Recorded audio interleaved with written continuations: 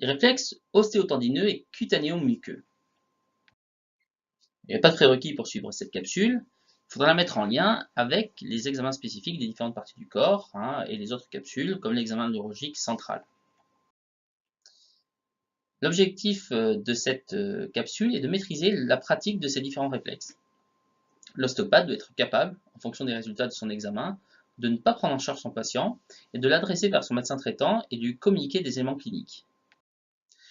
Alors, l'ostéopathe doit mettre en place donc cette recherche de réflexes ostéotendineux s'il suspecte par exemple un syndrome pyramidal, une neuropathie périphérique ou une atteinte cérébelleuse. On peut imaginer un AVC qui est passé inaperçu, une sclérose en plaques débutante, un processus expansif intracrânien. Dans les neuropathies périphériques, on pourrait avoir une radiculopathie, une plexopathie, une mononeuropathie, et on pourrait avoir par exemple aussi sur le plan central une atteinte cérébelleuse. Donc l'idée, c'est de pouvoir réadresser son patient si l'on découvre quelque chose qui pourrait être urgent et dangereux pour le patient. Donc en neurologie, on peut utiliser la recherche de réflexes ostéotendineux et la recherche de réflexes à point de départ cutané et muqueux. Alors, les réflexes ostéotendineux sont myotatiques, monosynaptiques et médulaires. Ils doivent être cherchés chez un sujet en complet relâchement musculaire.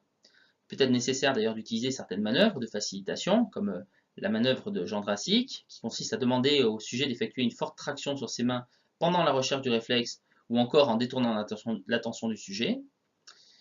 La percussion brusque du tendon musculaire à l'aide du marteau à réflexe provoque normalement une contraction unique du muscle correspondant.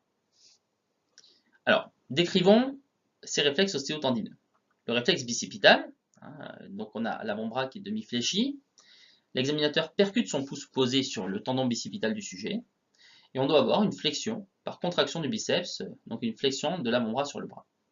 Le niveau c'est C5, C6.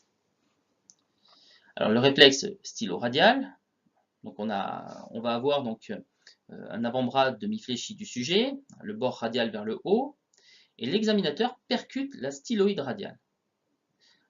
Donc on va avoir une flexion de l'avant-bras sur le bras, et par flexion en fait du muscle brachio-radial. Le niveau testé est le niveau C6. Le réflexe tricipital. Alors on va avoir le bras en abduction, l'avant-bras pendant, et la percussion du tendon du triceps se fait au-dessus de l'olecrâne.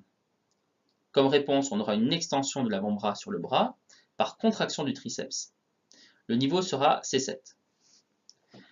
Le réflexe cubito-pronateur. Donc l'avant-bras sera demi-fléchi en légère supination. On va percuter la styloïde cubitale au niveau du tendon du muscle carré-pronateur. La réponse attendue est une pronation de la main et le niveau sera C8. Le réflexe de flexion des doigts.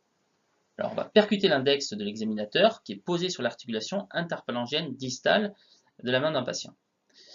Comme réponse, on va attendre une flexion distale des dernières phalanges et le niveau recherché sera C8.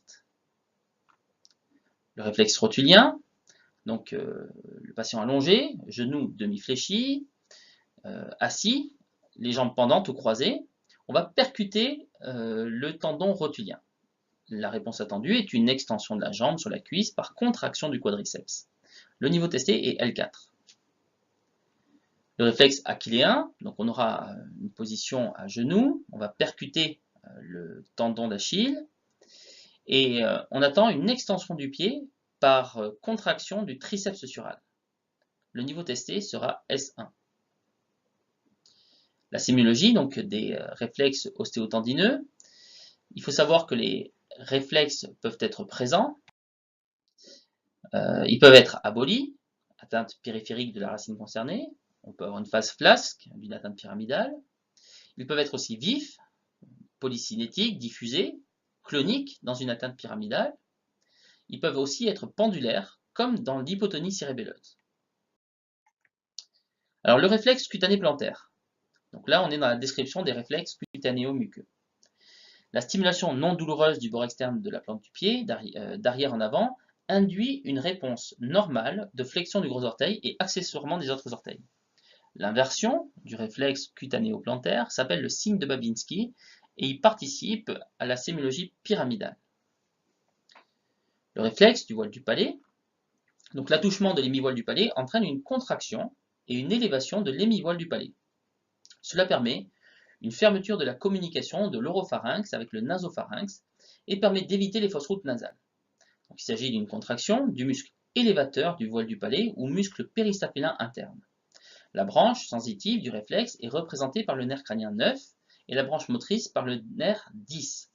Son abolition peut signifier une atteinte des nerfs crâniens 9 et 10. Alors pour information, le muscle péristapélin interne, ou le muscle tenseur du voile du palais, est innervé par le nerf mandibulaire 5-3. Les deux muscles péristapélins ont aussi pour fonction d'ouvrir la trompe d'Eustache. Alors pour les autres réflexes cutanéo-muqueux, on peut avoir aussi donc, le réflexe cutané abdominal, le réflexe crémastérien ou le réflexe anal.